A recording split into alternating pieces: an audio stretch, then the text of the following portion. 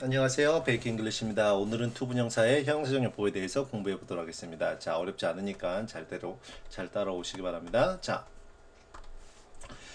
투부정사가 형사로 쓰인다? 네, 맞습니다. 쓰입니다. 자, 우리가 공부했던 것처럼 투부정사가 명사로도 쓰이고요. 그리고 조금 전에 지금 얘기했던 것처럼 형용사로도 쓰이고요. 그리고 부사로도 쓰인다라는 거 기억해 주시기 바랍니다. 자, 그런데 우리나라 말과 마찬가지로 뭐 사랑한다에다가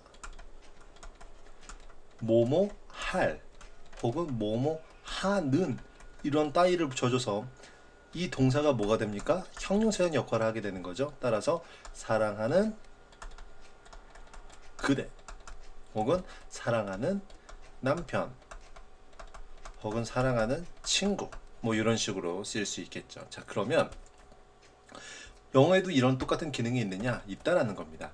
영어에서 뭐뭐 할, 뭐뭐 하는, 뭐뭐 하는 하기 위한 요런 그 우리나라 말에 쓰이는 요걸 대체하는 영어가 있는데 그게 to입니다.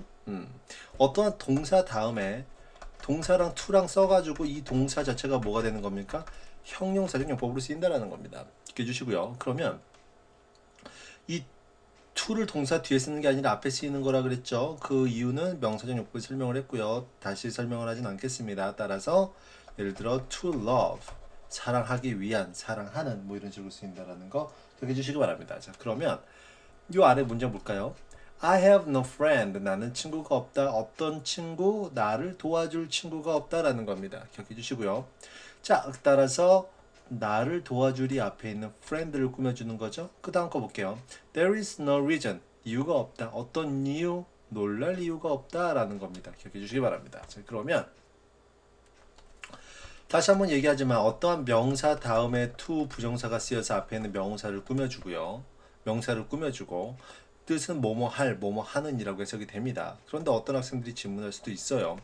왜 형용사인데 이 to 부정사가 앞에 있는 명사 앞에 쓰이지 않느냐라고 해석이 될 수 있다, 질문할 수 있을 텐데 이유는 있습니다. 예를 들어서 그 위에 있는 문장을 좀 갖다 쓰면 to help me friend 듭니다. 자, 그러면 이 to부터 어디까지가 투부정사의 형용사적 용법인지 쉽게 분간할 수 있겠습니까? 없죠. 헷갈리죠.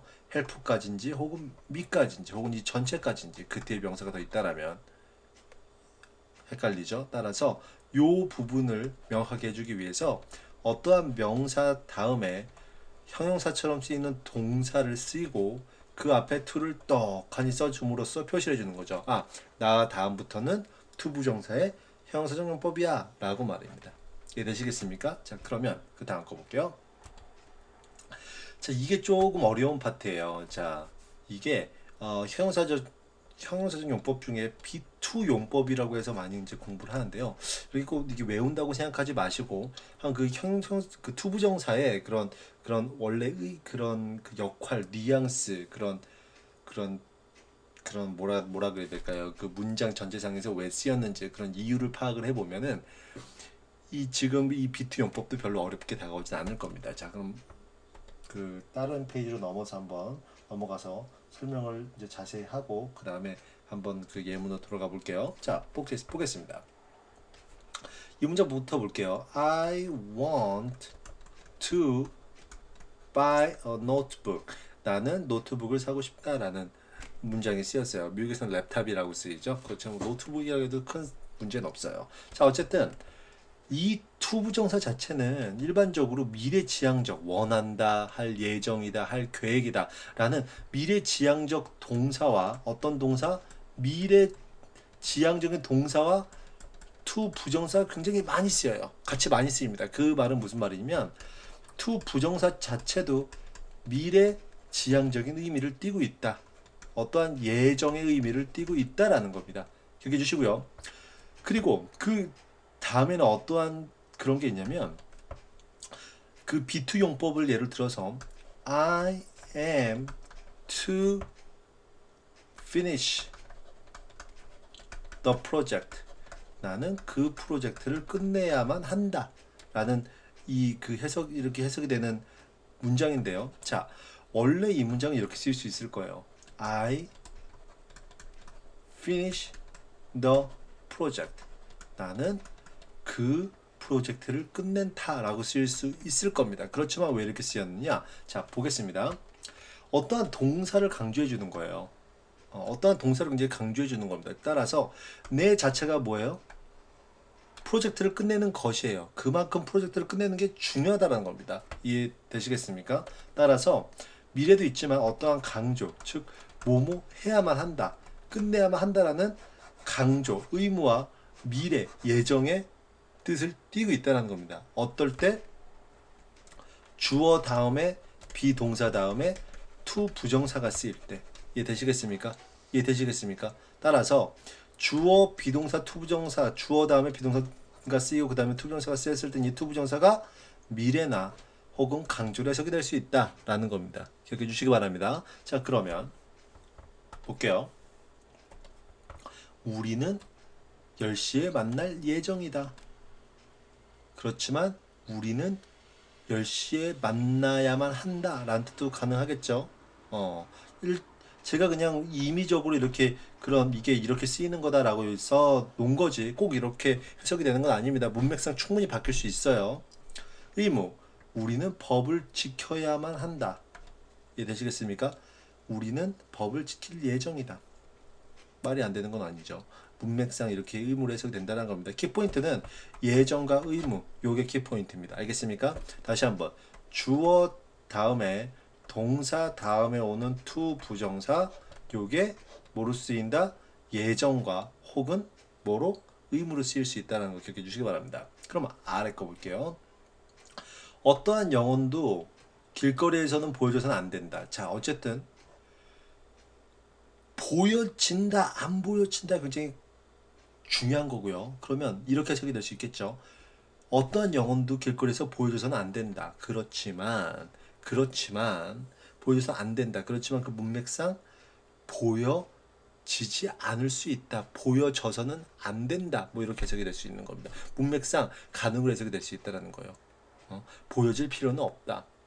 보여질 수는 없다. 뭐 이런 식으로. 기본적으로 여러분이 생각해야 되는 건 보여지는 거, 요게 굉장히 중요한 겁니다. 안 보여지는 요게 굉장히 중요한, 요게 키포인트라는 것만 기억해 주시면 돼요. 왜 이렇게 썼느냐? 비동사 다음에 to 부정사를 쓰는 이 형식으로 썼느냐? 이유는 그렇죠. 강조해 주기 위해서. 아래 거 볼게요. 자, 요 뒤에 있는 거만 일단 먼저 보자면 너는 성공해야만 한다. 너는 성공할 예정이다. 이렇게 해석이 될 수 있겠죠? 자, 문맥 전체로 볼게요. 열심히 일해라. 만약 네가 성공해야만 한다면, 성공할 예정이라면, 그게 문맥상 네가 성공하고 싶다라면 으로 해석이 될 수 있겠죠. 중요한 건 동사 굉장히 강조가 되고 있다는 겁니다. 자, 그리고 운명입니다. 그들은 절대 만나서는 안 된다. 자, 어쨌든 다시 만나서는 서로 다시 봐서는 안 된다. 자, 그럼 볼게요. 중요한 건 그들이 절대 다시 봐서는 안 된다. 다시 봐서는 안 된다라는 겁니다. 동사 강조가 되는 거죠. 따라서 그들은 절대 다시 봐서는 안 된다. 혹은 그 미래적 뉘앙스로 그들은 절대 다시 봐서는 안 된다. 어쨌든 미래 뉘앙적인 의미가 있죠. 그렇지만 이게 문맥상 그들은 절대 다시 봐서는 안 될 운명이다 라는 식으로 문맥상 그 어떤 긴 문장상 문맥상 운명으로도 쓰일 수 있다는 겁니다. 기억해 주시기 바랍니다. 자, 다시 한번 여러분이 꼭 기억해야 되는 건 여기서 예정과 의무예요. 그렇지만 그게 문맥상 가능, 의도, 운명으로도 해석이 될 수 있다는 거. 다시 한번 얘기합니다. 이 두 개를 해석이 돼도 상관이 없어요. 그렇지만 문맥상 여러분이 선택하고 싶은 뭐 가능으로 하면 좀 더 자연스러워지겠다, 의도로 하면 좀 더 자연스러워지겠다, 혹은 운명으로 하면 좀 더 자연스러워지겠다. 요걸 갖다가 여러분이 문맥상 선택을 해서 해 주시면 됩니다. 그렇지만 거기에 대해서 어떤 특별한 정의는 없어요. 꼭 이렇게 해석이 된다. 이런 경우에 꼭 이렇게 해석이 돼야 된다라는 그런 정의는 없어요. 자, 어쨌든 예정, 의무 꼭 기억해 주시고요. 자, 어렵지 않습니다. 주어 다음에 비동사 쓰이고 그 다음에 to 부정사 쓰이는 것 중에서 우리가 공부한 거는 오늘 예정과 그리고 의무 어떤 강조라고 얘기했습니다. 기억해 주시고요. 요게 어떤 그런 문맥상에 따라서 약간의 가능, 의도, 운명으로도 해석이 된다라는 거 기억해 주시기 바랍니다. 자, 오늘 그 투부정사의 형식용법 끝내겠고요. 자, 궁금한 거 있으면은 궁금한 거나 뭐 혹은 이해가 안 되는 거 질문사항 있으면은 컨택 어스를 통해서 질문해 주시기 바랍니다. 감사합니다.